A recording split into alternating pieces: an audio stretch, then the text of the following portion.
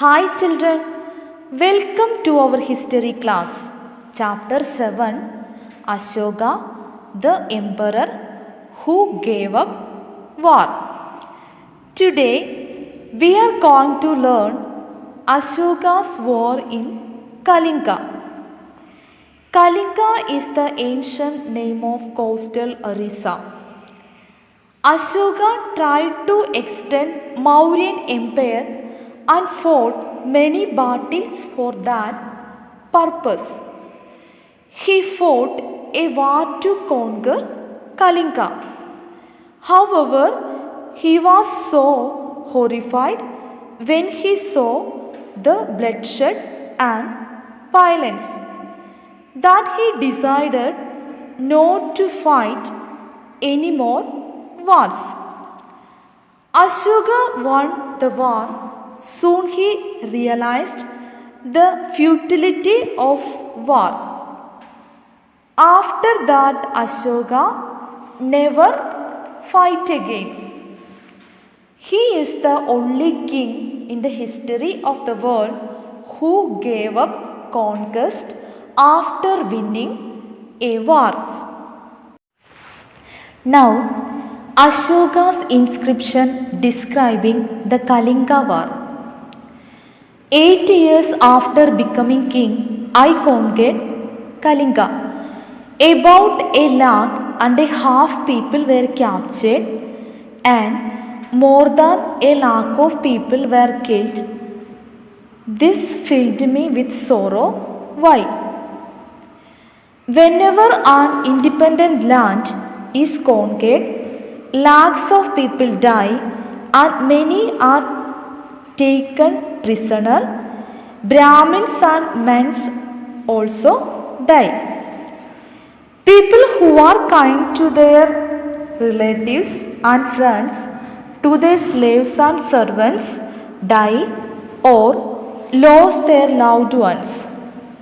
That is why I am sad and have decided to observe Dhamma and to teach others about it as well.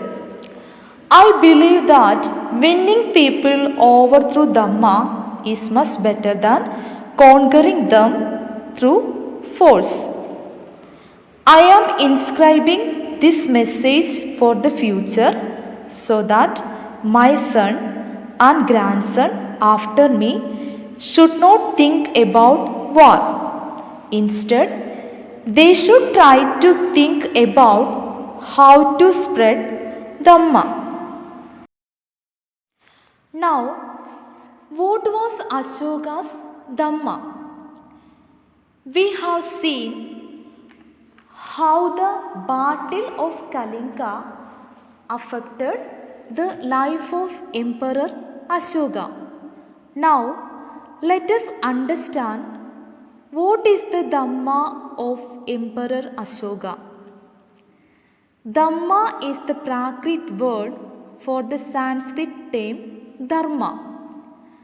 It did not involve worship of a god or performance of a sacrifice. He felt that just as a father tries to teach his children, he had a duty to instruct his subjects. He was also inspired by the teachings of the Buddha. Ashoka's Dhamma was a way of life, a code of conduct, and a set of principles to be adopted and practiced by the people to create a peaceful society or community in the empire. There were a number of problems that troubled him. People in the empire followed different religions and this sometimes led to conflict. Animals were sacrificed, slaves and servants were ill-treated. Besides, there were quarrels in families and amongst neighbors. Ashoka felt it was his duty to solve these problems. So, he appointed officials known as the Dhamma Mahamatta, who went from place to place teaching people about Dhamma.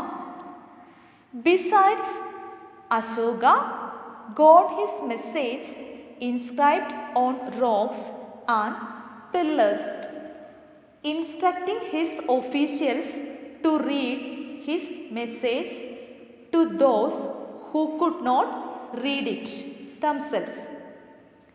Ashoka also sent messengers to spread ideas about Dhamma to other lands such as Syria, Egypt, Greece and Sri Lanka. Okay? Ashoka spent a lot of the kingdom's money to build things for the people. He started many hospitals for free medical treatment for people and animals. He also started many factories to create medicines. Ashoka built many roads and dharmashalas for travelers. He planted trees on both sides of the roads to provide shade while traveling. He provided drinking water facilities on roads and also had many ponds dug in the kingdom for water. Now, Ashoka's messages to his subjects. We have already seen how the Battle of Kalinga changed the life of Emperor Ashoka. Then we see a message given by Emperor Ashoka to his people.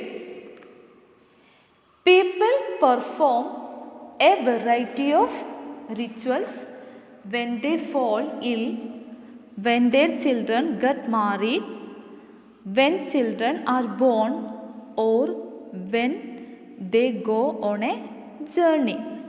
These rituals are not useful. If instead people observe other practices, this would be more fruitful. What are these other practices? These are being gentle with slaves and servants, respecting one's elders, treating all creatures with compassion, giving gifts to Brahmins and monks. It is both wrong to praise one's own religion or criticize another's.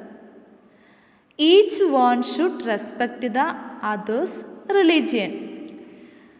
If one praises one's own religion while criticizing another's, one is actually doing greater harm to one's own religion.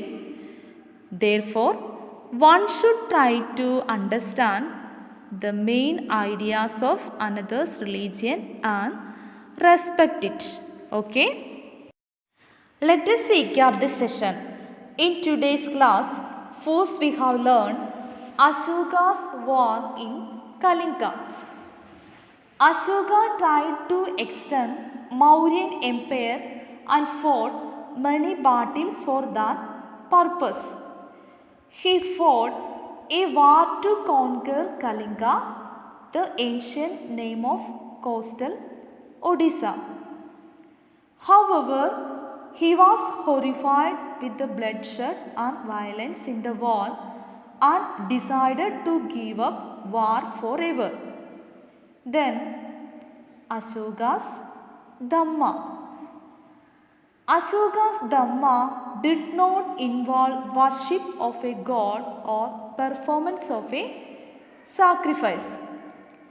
He considered himself as a father for his subjects and therefore responsible to teach them the social and religious codes. He was inspired by the teachings of the Buddha. Then, means to spread Ashoka's Dhamma. Dhamma Mahamatas were appointed to spread Dhamma. Messages were inscribed on rocks and pillars, and officials read them to those who could not read those messages. Messengers were sent to Syria, Egypt, Greece, and Sri Lanka to spread ideas about Dhamma. Then, Ashoka's work. Ashoka built roads, dug wells, planted trees, and built rest houses.